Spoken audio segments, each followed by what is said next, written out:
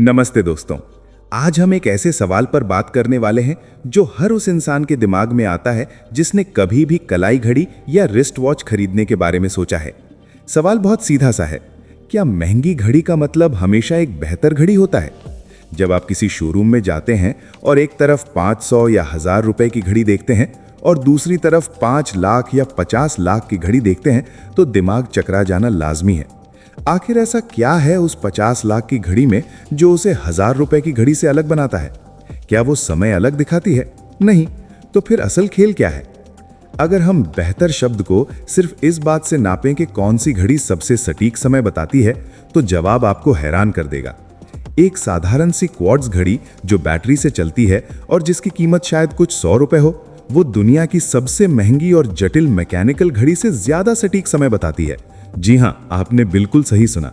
एक सस्ती कैसियो या टाइटन की बैटरी वाली घड़ी रोलेक्स या पैटेक फिलिप जैसी लाखों की घड़ियों से ज्यादा एक्यूरेट होती है। मैकेनिकल घड़ियों में दिन भर में कुछ सेकंड्स का फर्क आ सकता है, जबकि क्वार्ट्ज घड़ियों में यह फर्क महीनों में जाकर आता है। तो अगर आपका मकसद सिर्फ सही समय देखना है तो महंगी घड़ी बिल्कुल भी बेहतर नहीं है। तो फिर लोग लाखों रुपए क्यों खर्च करते हैं? इसका जवाब समय देखने में नहीं, बल्कि कला, इतिहास और स्टेटस में छुपा है। जब आप एक महंगी लग्जरी घड़ी खरीदते हैं तो आप सिर्फ एक मशीन नहीं खरीद रहे होते हैं, आप पीढ़ियों से चली आ रही एक कला को खरीद रहे होते हैं। एक हाई एंड मैकेनिकल घड़ी के अंदर सैकड़ों छोटे छोटे पुर्जे होते हैं, जिन्हें अक्सर कुशल कारीगरों द्वारा हाथ से बनाया और असेंबल किया जाता है। एक एक पुर्जे को माइक्रोस्कोप के नीचे रखकर पॉलिश किया जाता है। इस पूरी प्रक्रिया में महीनों या कभी-कभी सालों लग जाते हैं। आप उस इंसान की मेहनत, उसकी कारीगरी और उस ब्रांड के 100-150 साल के इतिहास के पैसे दे रहे होते हैं। इसके अलावा बात आती है मटेरियल्स और एक्सक्लूसिविटी की। सस्ती घड़ियों में साधारण स्टेनलेस स्टील या प्लास्टिक का इस्तेमाल होता है, जबकि महंगी घड़ियों में 18 कैरेट गोल्ड, प्लैटिनम, टाइटेनियम या हाई ग्रेड सिरेमिक का इस्तेमाल किया जाता है।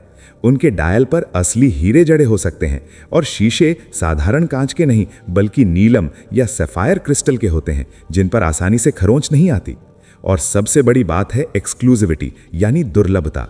बड़ी लग्जरी कंपनियां चाहकर भी अपनी डिमांड के हिसाब से घड़ियां नहीं बनाती। वो जानबूझकर सप्लाई कम रखते हैं ताकि घड़ी की वैल्यू और मार्केट में उसकी चाहत बनी रहे। जब कोई चीज आसानी से नहीं मिलती तो उसकी कीमत अपने आप बढ़ जाती है। लेकिन यहाँ एक और दिलचस्प पहलू है जिसे हम लॉ ऑफ डिमिनिशिंग रिटर्न्स कहते हैं। मान लीजिए आप 2000 की घड़ी से 10,000 की घड़ी पर जाते हैं तो आपको क्वालिटी में एक बहुत बड़ा जंप देखने को मिलेगा। मटेरियल बेहतर होगा, फिनिशिंग अच्छी होगी। 10,000 से 50,000 या 1 लाख तक जाने पर भी आपको क्वालिटी में फर्क साफ नजर आएगा। अच्छे ऑटोमेटिक मूवमेंट्स मिलेंगे, जैसे कि सीको या टिसॉट जैसी कंपनियों में। लेकिन जब आप 1 लाख से 10 लाख या 50 लाख की घड़ी पर जाते हैं तो क्वालिटी में वो 50 गुना वाला जंप नहीं होता। घड़ी 50 गुना बेहतर नहीं हो जाती, बल्कि वहां से आप ब्रांड के नाम, उसके स्टेटस सिंबल और बारीक कलाकारी के लिए पैसे देना शुरू कर देते हैं। 1 लाख की घड़ी और 10 लाख की घड़ी में समय बताने या टिकाऊपन में कोई जमीन आसमान का फर्क नहीं होता। अब बात करते हैं ड्यूरेबिलिटी, यानी टिकाऊपन की।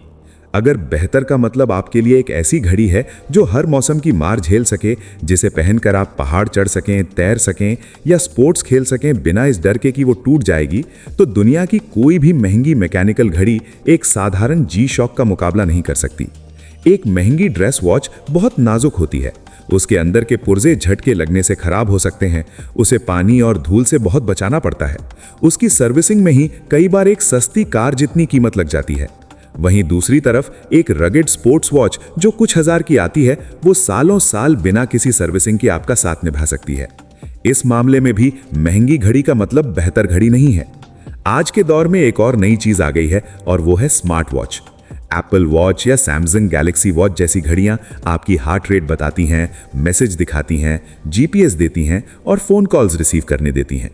फंक्शनैलिटी या फीचर्स की बात करें तो एक स्मार्ट वॉच किसी भी लाखों की मैकेनिकल घड़ी से हजारों गुना ज्यादा बेहतर और उपयोगी है। लेकिन फिर भी लग्जरी घड़ियों का बाजार गिर नहीं रहा है, बल्कि और बढ़ रहा है। ऐसा क्यों? क्योंकि स्मार्ट वॉच एक इलेक्ट्रॉनिक गैजेट है। कुछ सालों बाद उसकी बैटरी खराब हो जाएगी, उसका सॉफ्टवेयर पुराना हो जाएगा और आपको उसे फेंक कर नई खरीदनी पड़ेगी। एक स्मार्ट वॉच कभी खानदानी विरासत नहीं बन सकती, लेकिन एक अच्छी मैकेनिकल घड़ी कभी आउटडेटेड नहीं होती। उसे आज से 50 साल बाद भी आपका पोता या पोती पहन सकते हैं। वो एक टाइमलेस पीस होता है। तो क्या महंगी घड़ियां खरीदना बेवकूफी है? बिल्कुल नहीं। हमें यह समझना होगा कि एक स्तर के बाद घड़ी सिर्फ समय देखने का टूल नहीं रह जाती, वो एक आभूषण बन जाती है। मर्दों के लिए जो आमतौर पर बहुत ज्यादा गहने नहीं पहनते, एक अच्छी घड़ी उनके स्टाइल, उनकी सफलता और उनकी पर्सनैलिटी को दर्शाने का सबसे बड़ा जरिया होती है। जब कोई एक महंगी लग्जरी घड़ी पहनकर किसी मीटिंग में जाता है तो वो बिना कुछ बोले अपने रुतबे और अपनी पसंद का इजहार कर रहा होता है। ये एक इमोशनल परचेज है, लॉजिकल नहीं। लोग इसे खुद को इनाम देने के लिए, अपनी किसी बड़ी उपलब्धि का जश्न मनाने के लिए या अपनी आने वाली पीढ़ियों को एक निशानी के तौर पर सौंपने के लिए खरीदते हैं। निष्कर्ष के तौर पर अगर कहें तो क्या महंगा हमेशा बेहतर होता है? इसका जवाब इस बात पर पूरी तरह से निर्भर करता है कि बेहतर से आपका क्या मतलब है। अगर आप एक ऐसा टूल चाहते हैं जो बिल्कुल सटीक समय बताए, जो कभी खराब ना हो, जिसे मेंटेन करने में कोई खर्चा ना आए और जो आपके हर काम में काम आए, तो एक सस्ती या मिड रेंज की घड़ी आपके लिए दुनिया की सबसे बेहतरीन घड़ी है। लेकिन अगर आप घड़ी को एक कलाकारी के नमूने की तरह देखते हैं, अगर आप उस इंजीनियरिंग की कद्र करते हैं जो बिना किसी बैटरी के सिर्फ स्प्रिंग और गियर्स के सहारे सालों तक बिना रुके चलती है, अगर आप एक हेरिटेज और स्टेटस सिंबल चाहते हैं, तो फिर उन महंगी घड़ियों की कीमत उनके खरीदारों के लिए पूरी तरह से जायज है। घड़ी चाहे 100 रुपए की हो या 100 करोड़ की, समय सबके लिए एक ही गति से चलता है। असली कीमत उस वक्त की नहीं, बल्कि उस वक्त को देखने के आपके नजरिए की है।